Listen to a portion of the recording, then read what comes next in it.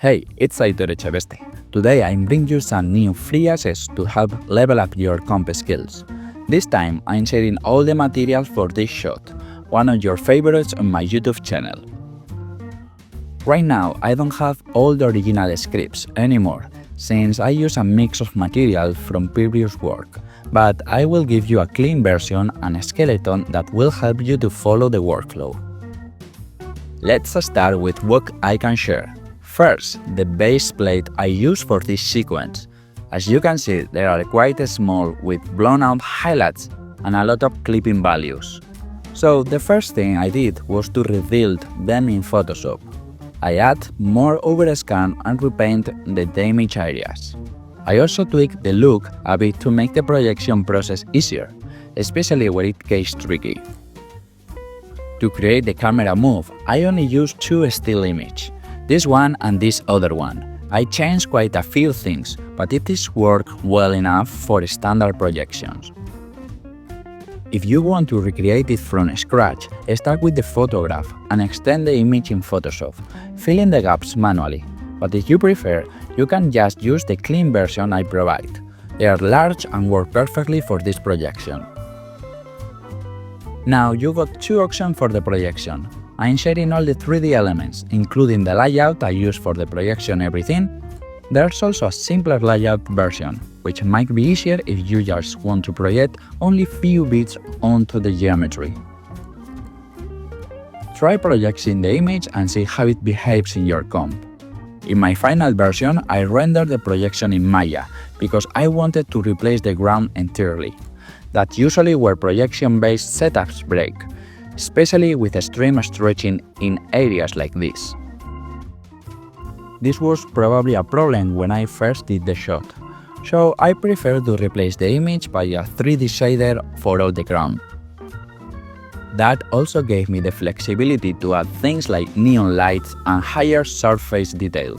You will notice the result later is the render. They help to sell the overall look. Next, we have the CG renders, with the bullet, the environment, and all the extra layers we will need for the look development. As you will see, we have the standard paths: RGB, normals, position, indirect light, reflection, depth, even IDs across different elements. The bullet layer includes extra IDs, which are really helpful for isolating specific areas during the comp. I've also included an explosion element in slow motion, which you can use for the blast and lighting effects. There's also some layers for lensing elements, and of course we have the camera setup. So let me walk you through a few key steps to help to build the final composition. We will begin with the base comp. It includes the environment, some extra light groups that you can animate, the bullet and the explosion. From here, you will need to start masking, comping and blending everything together, but as you will see in the final result, the look changed significantly. Some of the elements are not included in the assets I'm sharing, because at this time I pay for them and I can't redistribute them. That includes the atmospheric elements here, as well as the spark used in the explosion. But you are free to add your own stock or create your custom ones. It's not critical to match mine exactly. The important thing is to develop your own look and improve your compositing skills through this exercise. From the very beginning, we are starting with the projection and cleanup areas of the original image that I didn't like it. In my DMP, I add some subtle parallax in the background to give the feeling of the wall behind the window. You can compare that with the original render. You can see we have almost nothing there, so that little details makes the difference. You will also want to build up your atmospheric elements. I placed mine on cars in the 3D space, but you can also use the layouts as reference and start adding cars in areas like here or there. This helps to create depth in front of our camera. As I saw in other breakdowns, there are a lot of ways to integrate these elements realistically. Then our camera moves and we get our first explosion. As you will notice, I didn't copy this in aces. I use a standard color space. So we have this kind of clamp values that is look a little bit off for me now, too harsh in the black areas.